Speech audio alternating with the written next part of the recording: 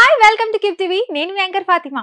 తన కోపమే తన శత్రువు, తన శాంతమే తనకు రక్ష అని ఊరికే అనలేదు పెద్దలు. కోపంలోనో, ఆవేశంలోనో, ఆక్రోశంలోనో మనం చేసే పనులు మనతో పాటు మన వారిని, పార్టీని కూడా ప్రమాదంలోకి నెట్టివేస్తాయి. తాజాగా ఏపీ రాష్ట్రంలో అధికారంలోకి వచ్చిన తెలుగుదేశం పార్టీ నాయకులు ఈ విధంగానే ప్రవర్తిస్తున్నారు. పలు సందర్భాల్లో నోరు జారుతున్నారు. నోటికి ఎంతొస్తే అంత మాట అనేస్తున్నారు. ఈ పరిస్థితి వారికి, వారి పార్టీకి చేటు చేస్తుందనడంలో ఎలాంటి సందేహం లేదు. గత ప్రభుత్వంలోని పలువురు వైసీపీ నాయకులు ఓ రకంగా ఓడిపోవడానికి వారు ఇష్టరీతిన మాట్లాడిన పలు మాటలు ఒక కారణంగా చెప్పుకోవచ్చు. రీసెంట్ గా జరిగిన ఎలక్షన్ లో భారీ విజయం సొంతం చేసుకున్న కూటమి నేతలు అదే దారిని అనుసరిస్తే ఎలా అనే ప్రశ్నలు తలెత్తుతున్నాయి. సంయమనం పాటిస్తూ కోపాన్ని, ఆవేశాలను అదుపులో ఉంచుకోకపోతే వారికి, వారి ప్రభుత్వానికి చిక్కులు తప్పవు. టీడీపీ సీనియర్ నేత, ఏపీ టీడీపీ మాజీ అధ్యక్షుడు, ప్రస్తుత వ్యవసాయ శాఖ మంత్రి కింజరాపు అచ్చెన్నాయుడు తన నియోజకవర్గంలో ఏర్పాటు చేసిన కార్యక్రమంలో మాట్లాడిన మాటలు దుమారం రేపాయి. గత వైసీపీ ప్రభుత్వ కాలంలో తమ టీడీపీ నాయకులు, కార్యకర్తలు అణచివేతకు గురయ్యారని ఆక్రోశం ప్రదర్శించారు.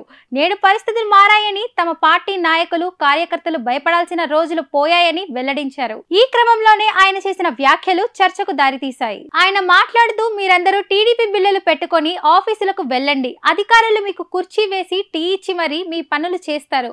అలా చేయకపోతే అధికారులకు ఎలాంటి గతి పడుతుందో వారే చూస్తారు అని అన్నారు. ఈ వ్యాఖ్యలతో కూడిన వీడియో ఇంటర్నెట్ లో దుమారం రేపింది.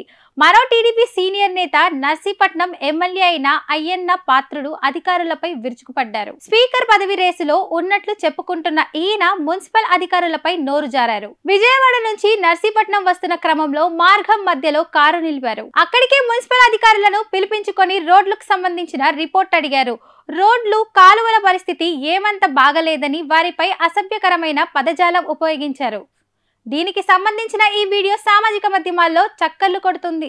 ప్రభుత్వంలోని సీనియర్ నాయకులు, బాధ్యతాయుత పదవుల్లో ఉన్న వీరు తమ కోపాన్ని అణచుకోలేక అసభ్య పదజాలంతో నోరు జారితే ఎలా అన్న ప్రశ్నలు వస్తున్నాయి.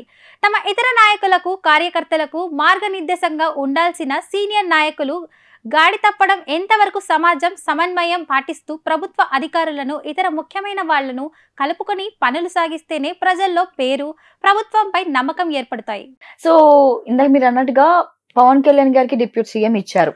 సో ఫ్యూచర్ లో సీఎం అయ్యే అవకాశాలు ఏమైనా కనిపిస్తున్నాయా జాతక ప్రకారంగా? చంద్రబాబు నాయుడు గారు ఇప్పుడు ఇందాక ముసలాయన అయిపోయారు అన్నారు. కంటిన్యూస్ 25 years పరిపాలన చేసినటువంటి జ్యోతి బసు ముసలోడు కాదా? నితీష్ ఆయన హైలీ ఎడ్యుకేటెడ్ సీఎం. ఆయన వార్ధక్యంలో ఉన్న వాళ్ళంతా ఉన్నారు. కాబట్టి వీళ్ళందరూ కూడా ముసలి గిసలి అని ఉండదు, మెచ్యూర్డ్ లీడర్. ఎంత వయసులో రాటు తేలిపోతే, ఎంత వయసులో ఏజ్డ్ వస్తే అంత మెచ్యూరిటీ అనేది వస్తుంది అనమాట. సో అలాగే పవన్ కళ్యాణ్ గారు సీఎం ఎలా అవుతారు?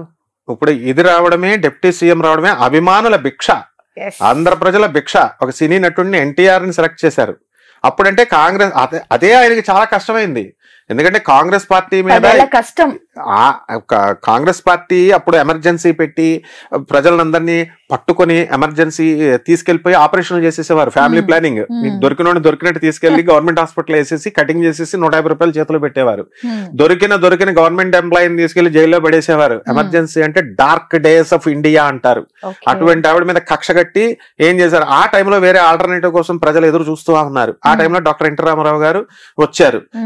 ఆయన మీద ప్రేమ, ఆయనంటే ఆయన చిన్నోడా, ఇప్పుడు కాదు, అది 3 తరాల నుంచి ఒక రాముడి పాత్ర, ఒక కృష్ణుడి పాత్ర, ఒక భీముడి పాత్ర, ఇలా రకరకాల మామూలు సాంఘికలలో ఒక 4 తరాల జనం, 3 తరాల జనం అందరికీ ఆయన సుపరిచితుడు. కాబట్టి ఆయన మీద ప్రేమ, మన ఇంట్లో వాడు ఎంట్రీ వాడు అనుకుని అందరూ కలిసి వేశారు, ఆల్టర్నేటివ్ లేదని. అదే మరి చిరంజీవి గారి విషయంలో ఎందుకు రాలేదు, ఎందుకు వేసేయలేదు? అదే మరి పవన్ కళ్యాణ్ 10 సంవత్సరాల క్రితం ఎందుకు వేసేయలేదు? సినిమా వాళ్ళని తొందరగా నమ్మరు. ఆ కాలంలో ఎంజీఆర్ నమ్మారంటే అది వేరు. ఆ టైప్ ఆఫ్ ఆయన కూడా చాలా సుదీర్ఘకాలం పాటు చేశారు. అలాగే డాక్టర్ ఎన్టీ రామారావు ఆయన స్పెషల్ స్టైలే డిఫరెంట్. ఇప్పుడున్నటువంటి పవన్ కళ్యాణ్ గారికి సీఎం అయ్యే అవకాశాలు లేవు, ఫ్యూచర్ లో కూడా లేవు ప్రస్తుతానికైతే. అంటే దాని గురించి మళ్ళీ రాంగ్ రన్ అక్కల్లా. ఎందుకంటే చంద్రబాబు నాయుడు ఉన్నాడు. ఆయన చెబితేనే కదమ్మా పవన్ కళ్యాణ్ ఓట్లేసింది. జనం ఏమంటున్నారు? టీడీపీ సపోర్ట్ లేకుండా ఉత్తి జనసేనకి వేసారా? మరి జనం వేసారా?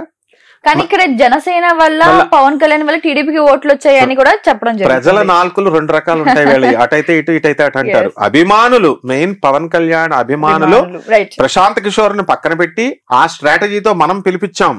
ఏం మీరంతా ఐఐటీలో చదువుకోలేదా, ఎన్ఐటీలో చదువుకోలేదా, ఇంజనీరింగ్ చదవలేదా, ప్రశాంత్ కిషోర్ కి ప్యాకేజీలు ఇచ్చి ఆయన కూడా మీలాంటి ఇంజనీర్లను హైర్ చేసుకునే బాబు రావాలి, జగన్ పోవాలి, లేదా జగన్ రావాలి, బాయ్ బాయ్ బాబు ఇలాంటి స్లోగన్స్ మీరు ఇవ్వలేరా అని చెబితే అప్పుడు గత 10 సంవత్సరాల క్రితం కన్వర్ట్ సినీ అభిమానాన్ని సినీ అభిమానంగానే ఉంచుకొని ఓట్లుగా కన్వర్ట్ చేసుకోలేకపోయినటువంటి జనం ఏం చేశారు, ఇప్పుడు ఓట్లుగా కన్వర్ట్ చేశారు. ఇది ఎప్పటికైనా ప్రజల అభిమానులు, పవన్ కళ్యాణ్ అభిమానుల గొప్పతనం అది. కాబట్టి ఇక్కడ ఏంటంటే చంద్రబాబు నాయుడు గారు వల్ల పవన్ వచ్చాడు, పవన్ వల్ల చంద్రబాబు నాయుడు వచ్చాడు. రెసిప్రొకేషన్. ఒకళ్ళు వన్ సైడ్ లవ్ ఉండకూడదు కదమ్మా, ఇద్దరు ప్రేమించుకోవాలా. ఈ కూటమి ఏర్పడింది కాబట్టి ఈ రోజు ఫస్ట్ అసలు కూటమి పెడితేనే వస్తారని చెప్పిందే మనం. 2 పార్టీలు వస్తే కుదరదు. చంద్రబాబు నాయుడు పవన్ వస్తున్నంత మాత్రాన్ని సరిపోదు. యూ హ్యావ్ టు బీజేపీని కూడా కలుపుకోవాలా అని చెప్పి అప్పుడు మాత్రమే వస్తుందని చెప్పాం. అలాగే వాళ్ళు అయ్యారు. ఎందుకంటే వాళ్ళ వెనకాల ఐఏఎస్లు ఉంటారు, ఐపీఎస్లు ఉంటారు, చదువుకునే వాళ్ళు ఉంటారు, మీలాంటి స్టూడెంట్స్ ఉంటారు. అండ్ చంద్రబాబు నాయుడు గారు కానీ పవన్ కళ్యాణ్, జగన్ అందరూ చదువుకున్నారు కాబట్టి వీళ్ళందరూ కూడా మెచ్యూర్డ్ మైండ్స్. వాళ్ళ పిల్లలు చదువుకోలేదా, ఉపాసనారెడ్డి నా శిష్యురాలే చదువుకోలేదా, లేకపోతే ఈ బ్రాహ్మణి చదువుకోలేదా, వాళ్ళ ఐడియాస్ మనకులాగే ఉంటాయి కదా, ప్రజలే కాదు. కాబట్టి ఖచ్చితంగా పవన్ కళ్యాణ్ గారికి టఫ్ కాంపిటీషన్. ఎందుకంటే జగన్ అప్పుడే అయిపోలేదు, మళ్ళీ లేస్తారు ప్రజలకంతా. డెఫినెట్ గా ఇప్పుడు పులి ఏం చేస్తుంది, 2 అడుగులు వెనక్కేస్తే మళ్ళీ ముందుకెళ్తుంది. అలా ఇదే ప్రజలు మారతారు. మారకపోవచ్చు, వదిలేసే. లేకపోతే పవన్ కళ్యాణ్ మీద ఇప్పుడు గవర్నమెంట్ లో ఉన్న వాళ్ళ మీద వ్యతిరేకత అనేది కంపల్సరీ 5 సంవత్సరాలు వస్తుంది. మరి నాకు కావాలి జగన్ అని మీద పెట్టుకున్నారు, 5 సంవత్సరాలు దించేశారు. అలాగే ఉండాలని ప్రజల నిర్ణయాలు ఇప్పుడు సేమ్ ఉండవు. బాగా పరిపాలన చేస్తే అవుతాయి, బాగా పరిపాలన చేస్తే కంటిన్యూ చేయొచ్చు. మరి లోకేష్ ఏమైపోతాడు పవన్ కళ్యాణ్ గారికి ఇస్తే? మరి జూనియర్ ఎన్టీఆర్ కాసు కూర్చున్నాడు, ఆయన నేను సీఎం అవ్వాలని ప్రతి ఒక్కళ్ళకి ఆశ ఉంటుంది. ఆయన వేరేగా పార్టీ పెట్టుకుని వస్తారు. జాతక ప్రకారంగా ఈ 5 ఏళ్ళు పవన్ కళ్యాణ్ గారికి ఎలా ఉండబోతుంది? అయితే ఆల్రెడీ నడుస్తుంది కదమ్మా బ్రహ్మాండంగా. నెంబర్ 1 లో చంద్రబాబు నాయుడు. ఏమైనా ప్రాబ్లమ్స్ ఎదుర్కొనే ఏముండవు, ప్రాబ్లమ్స్ ఏముండవు. Pawan Kalyan is very intelligent, అద్భుతంగా చేస్తాడు. కాకపోతే వీళ్ళిద్దరు హీరోయిజం ఎప్పుడు బయటపడుతుందంటే అక్కడ మోడీ గారిని ఒప్పించి ఎక్కువ ప్యాకేజ్ తేవాలా, డబ్బులు తేవాలా, ఆ పోలవరాన్ని నిర్మించాలా. కేవలం అధికారాన్ని అనుభవించడమే కాదు, వాళ్ళు ప్యాకేజ్ తేవాలా, డబ్బులు ఇవ్వాలా. ప్రజలదేముంది, తెచ్చేస్తారు, చేసేస్తారు అని చెప్తారు. తేవాలా, ఫస్ట్ నిలదీసి అడగగలగాల నిర్మోహమాటంగా. తెచ్చినప్పుడు పోలవరం పూర్తవుతుంది, అమరావతి పూర్తవుతుంది, వైజాగ్ డీసెంట్రలైజేషన్ ఆఫ్ పవర్ ని కూడా సేమ్ పాలసీస్ ని కంటిన్యూ చేయాలా. ఒక సీఎం ఒకడొస్తాడు అమరావతి అంటాడు, ఇంకో సీఎం వస్తాడు రాయలసీమ అంటాడు, లేకపోతే వైజాగ్ అంటాడు, మళ్ళీ ఈ సీఎం వచ్చి మళ్ళీ అమరావతి బ్యాక్ టు పెవిలియన్ అన్నట్టు చేయడానికి కుదరదు. ఒక ప్రజలకు మీరు ఏం చేస్తున్నారు, ప్రజలు అబ్జర్వ్ చేస్తున్నారు. మొత్తం డీసెంట్రలైజేషన్ ఆఫ్ పవరే చేస్తావో, లేకపోతే ఒకే చోట సెంట్రలైజ్ చేసి నువ్వు చేస్తావో, రాజధానిని అందించగలుగుతావా, పోలవరం ప్రాజెక్ట్ పూర్తి చేయగలుగుతావా? మోడీ నెక్స్ట్ టైం కి ఉండాలని లేదు, రాహుల్ గాంధీ తోసుకొచ్చేస్తున్నాడు. Is penetrating. ఎందుకంటే ఇప్పుడు ఓట్లు పెరిగిపోయినాయి. సో ఎవ్రీ రాజకీయం అనేది ఎప్పుడు కూడా ఒకలాగా ఉండదు. దూసుకొని అందరూ అన్ని పార్టీలు ఆ సీఎం పోస్ట్ లో ఉన్న ఆ అందం అలాంటిది. మామూలు ఎమ్మెల్యేలకి వస్తుందని ఛాన్స్ ఉంటే ట్రై చేయరా, వాళ్ళు ట్రై చేసేస్తారు.